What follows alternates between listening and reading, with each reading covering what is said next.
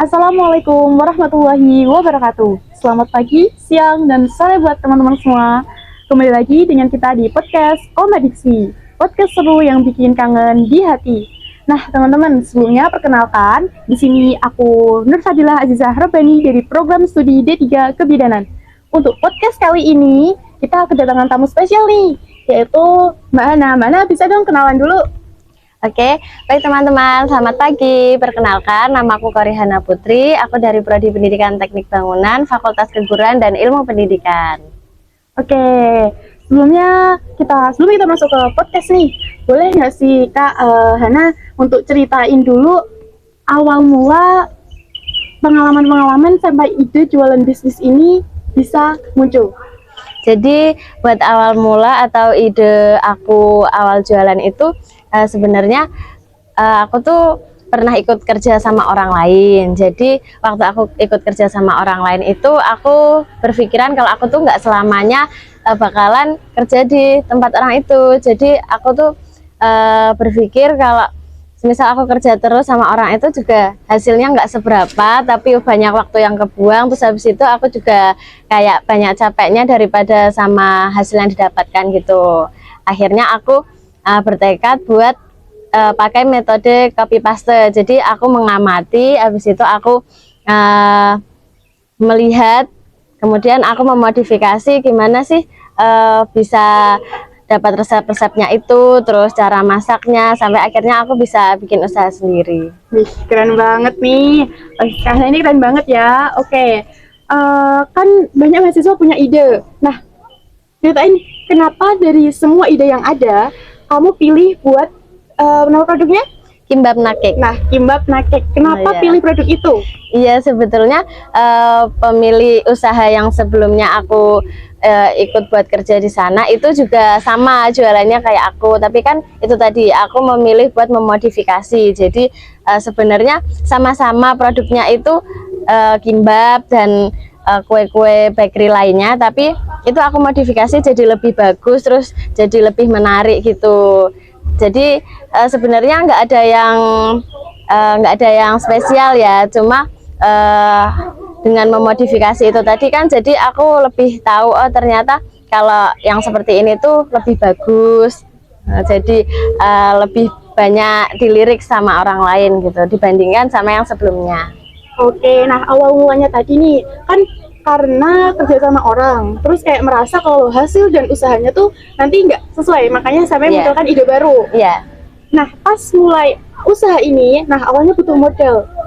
Gimana cara kamu bisa mendapatkan modal itu? Nah, kebetulan aku tuh buka usaha ini itu dapat modal dan aku menggunakan beasiswa KIPK. Jadi aku menggunakan beasiswa KIPK di semester 1 untuk aku memaketkan barang-barangku yang ada di Madiun, karena aku kan buka usaha ini kan udah dari 2023. Jadi aku perlu biaya untuk mobilitas itu tadi barang-barangku, terus aku paketkan ke Solo. Akhirnya aku juga dengan uang itu aku bisa upgrade barang-barang aku untuk menunjang jualanku. Kayak misalkan aku dulu waktu di Madiun kan masih pakainya payung sama meja aja, jadi kalau hujannya kehujanan, kalau panas ya kepanasan. Tapi setelah aku menggunakan beasiswa KIPK ini dengan bijak, aku gunakan buat membuka UMKM ini, aku jadi punya tenda, jadi lebih banyak fasilitas yang bisa aku gunakan buat memaksimalkan jualanku. Oh, oke. Nah, kan ada 3 tantangan terbesar kalau kita mau mulai bisnis. Ya. Yang pertama dari modal, terus juga bisa juga soal waktu atau juga soal mental. Nah, kamu boleh nggak ceritain momen paling sulit yang pernah kamu alami sebelum membangun ide bisnis ini?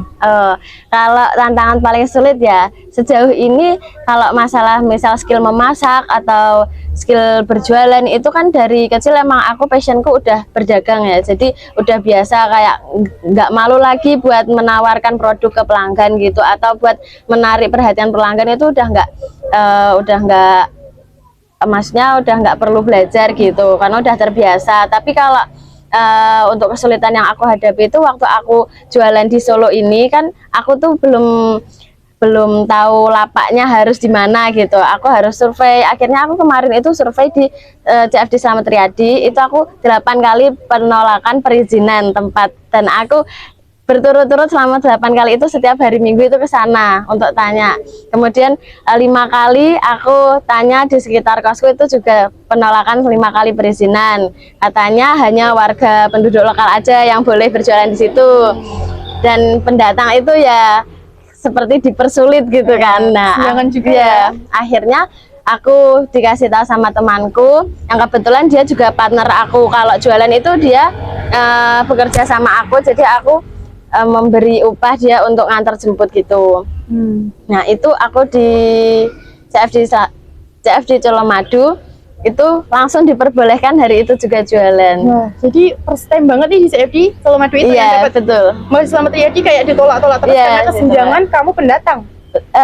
Itu karena udah penuh kalau di Slamet Riyadi. Karena udah penuh ya.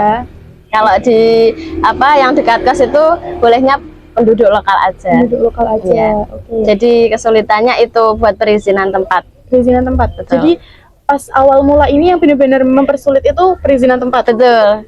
Jadi kayak barang-barangnya udah ada, tinggal eksekusi, tapi ternyata buat perizinan tempatnya itu belum bisa gitu. Jadi ngulur-ngulur waktu terus. Oke.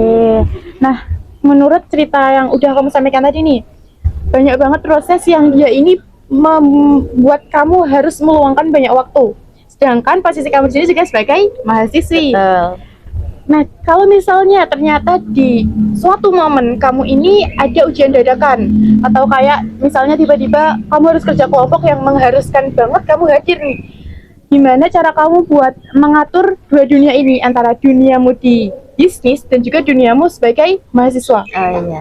Jadi aku selalu menentukan skala prioritas di kegiatan-kegiatan aku. Misalkan hari ini tadi kan aku ada 4 kegiatan yang bertabrakan. Nah, itu seperti hari ini kan hari Minggu. Ini harusnya aku jualan di CFD, aku jualan di UMS, terus aku ada jadi MC sama ada Fun and Healthy-nya Mikat itu.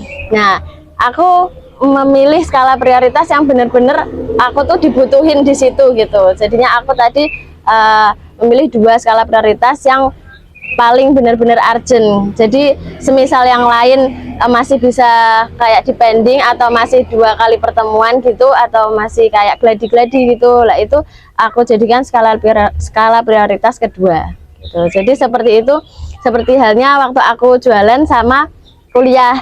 Jadi waktu ada ujian atau apa, kan aku jualannya setiap Sabtu Minggu. Sebelum adanya jadi vendor-vendor ini, jadinya ya setelah ada vendor ini lumayan keteteran sebenarnya. Cuma aku ya tetap kayak berusaha ngatur waktunya gimana biar aku tetap bisa istirahat, bisa ngerjain tugas sama jualan. Keren banget sih, keren. Untuk ini semester 3 kan ya sekarang? Iya, semester 3 udah punya bisnis, terus masih harus mengatur waktu dengan segala kesibukan. Betul. Oke. Sebelumnya kita dari kami mau tanya nih, perjuangan kamu untuk dapat di sertifikasi halal ini.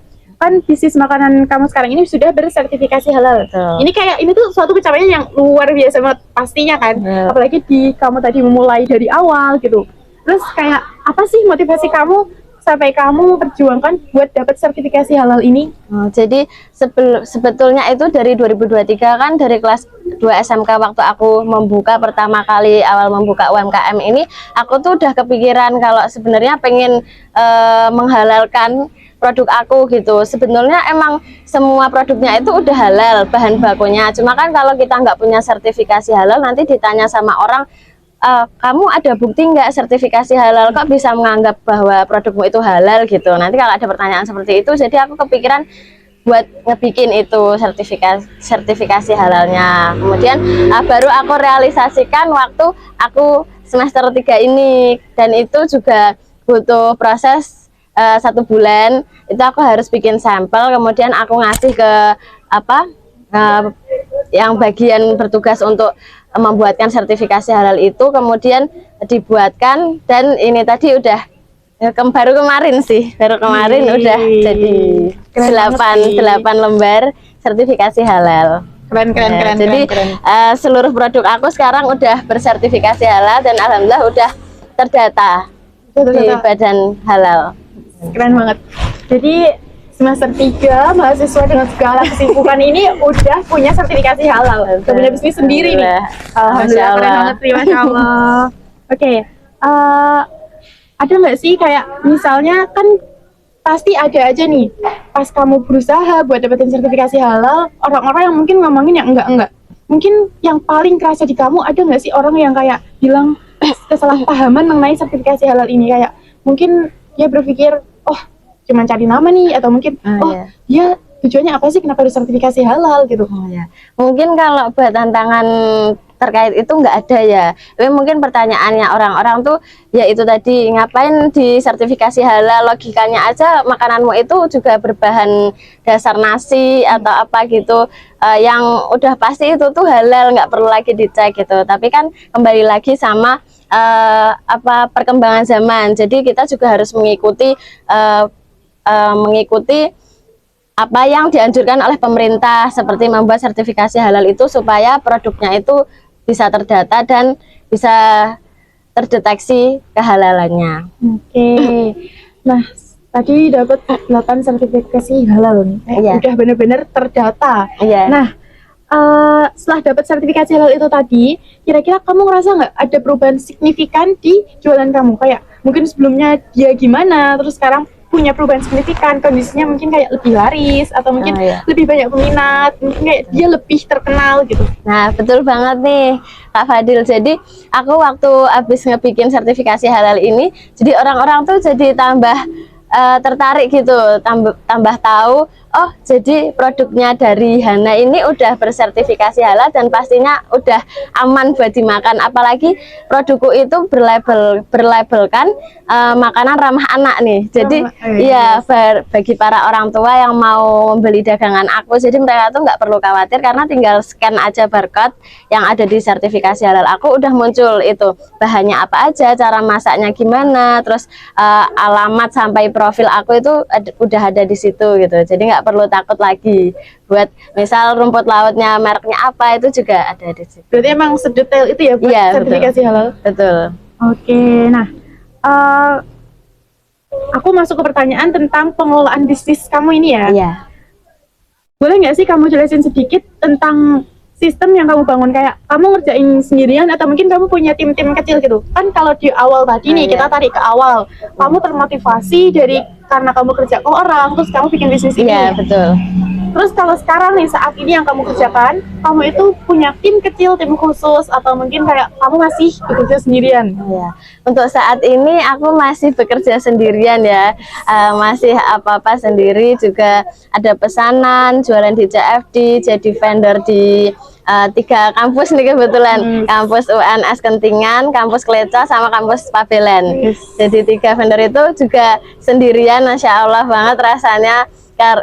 Sebenarnya ketataran, tapi ya gimana ya, masih belum bisa rekrutmen karyawan karena keterbatasan finansial ya.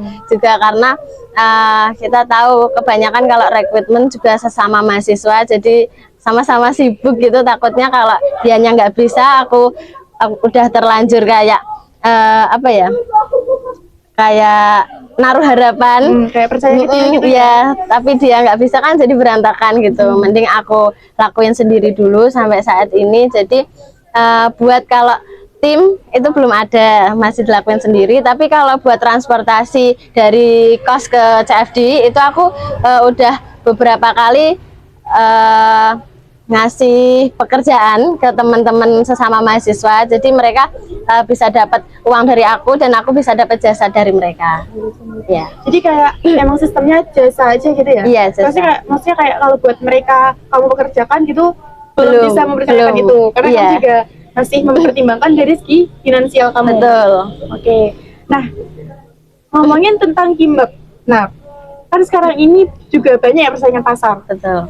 Strategi marketing kamu nih buat mengkreativitaskan itu biar orang-orang tuh lebih tertarik, terus lebih kayak percaya sama produk kamu, biar produk kamu ini unggul dibandingkan dengan harga pasar lain gitu. Nah, kira-kira strategi kamu yang kamu lakukan untuk saat ini, atau mungkin kamu punya pandangan ke depannya itu gimana nih?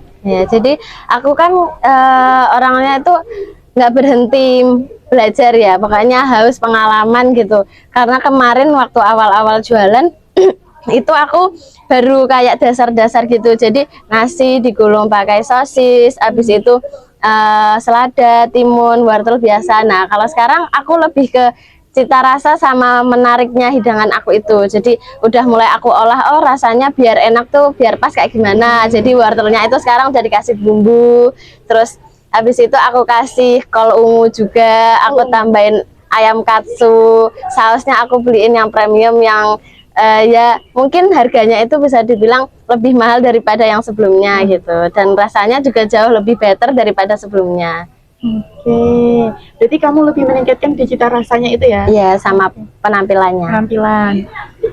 Oke, kalau misalnya selain dari sertifikasi halal, kayak ini tuh sertifikasi halal udah hal yang luar biasa banget nih. Nah, Masya Kira-kira Allah. keunggulan apa di produk kamu ini sampai nanti tuh pelanggan atau mungkin kayak mahasiswa-mahasiswa lain yang udah kenal sama produkmu ini tuh kayak merasa semakin tertarik? Oke, jadi kalau yang aku unggulkan di produk aku, kenapa bisa berbeda dari yang lain, itu yang pertama harganya itu sangat kantong pelajar ya.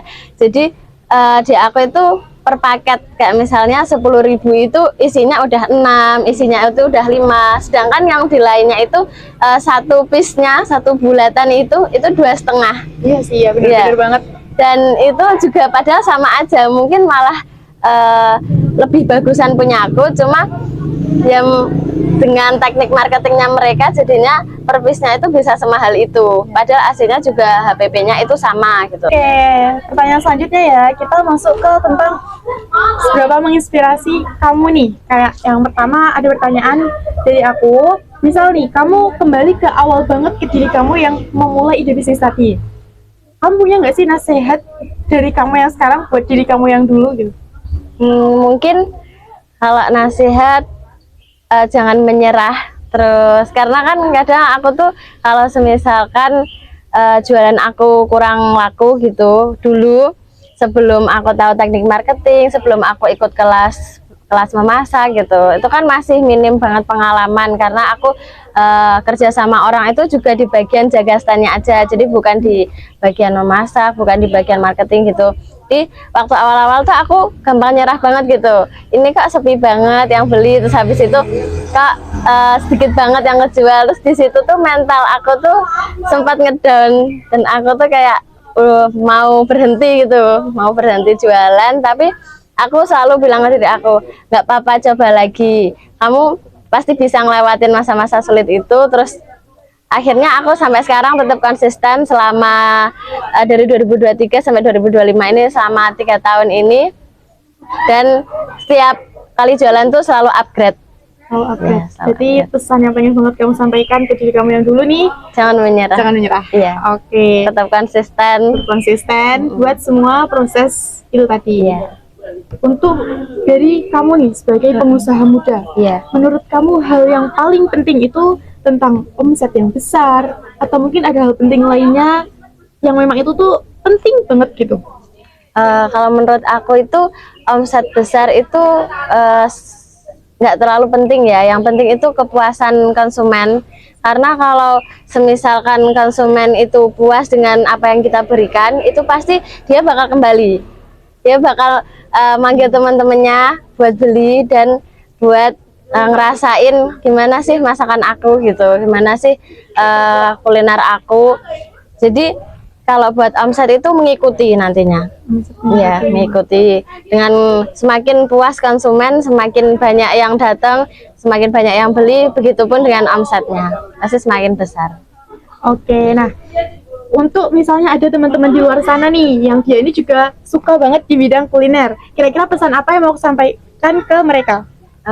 Mungkin pesan aku banyakin skill memasak, atau mungkin ikut kelas cooking kayak gitu, terus banyakin pengalaman mengenai terjun langsung ke lapangan itu tadi, baik survei lokasi, terus minta perizinan dan lain-lain. Itu sebelum memulai usaha kan penting banget. Jadinya waktu kalian benar-benar jatuh, itu kalian punya 1000 cara lagi buat bangkit.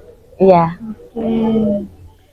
Nah, untuk yang terakhir nih dari Kak Hana, untuk ada nggak sih pesan motivasi atau mungkin penyemangat buat teman-teman di luar sana yang lagi berjuang, entah itu berjuang secara khusus di bidang kuliner, berjuang di bidang pendidikan, atau mungkin memperjuangkan hidup mereka. Kira-kira kamu punya pesan khusus nggak buat mereka nih? Ada nih Kak Fadil pesannya.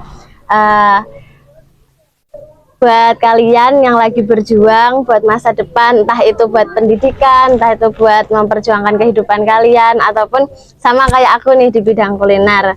Kalian tuh hebat, kalian bisa sejauh itu bertahan konsisten buat memperbaiki kehidupan selanjutnya, biar nggak stuck di situ aja, biar nggak monoton di kehidupan kalian yang seperti itu. Tapi kalian tetap berusaha buat gimana sih biar aku tuh hidup kedepannya itu lebih mudah, terus kayak lancar gitu dibandingkan dengan sekarang yang harus berjuang gitu. Pesan dari aku, tetap semangat buat segala hal yang ngebuat kalian itu patah. Jadi jangan menyerah sebelum kalian itu benar-benar ngewujudin apa yang kalian impikan. Ya. Jadi pesan terakhir dari aku, kalau kalian punya potensi dan itu bertemu dengan kesempatan, seperti aku kan punya potensi di bidang perdagangan nih, di bidang UMKM. Nah, aku bertemu dengan kesempatan, aku dikasih beasiswa KIP kuliah itu. Aku memanfaatkannya dengan bijak sampai akhirnya disitulah kemampuan aku bisa aku tingkatkan gitu. Oke, ini cukup untuk motivasinya? Oke teman-teman, dari apa yang sudah disampaikan oleh Kak Hana tadi, narasumber kita hari ini di podcast Komadiksi kali ini. Nah, jadi buat teman-teman di luar sana yang sedang berjuang, jangan pernah menyerah dan terus konsisten dengan apa yang sedang diusahakan. Semoga apa yang kalian usahakan bisa membuahkan hasil yang memuaskan. Apapun itu, tetap semangat! Kalau gitu, untuk podcast kali ini, episode kali ini cukup sekian. Sampai jumpa di podcast selanjutnya.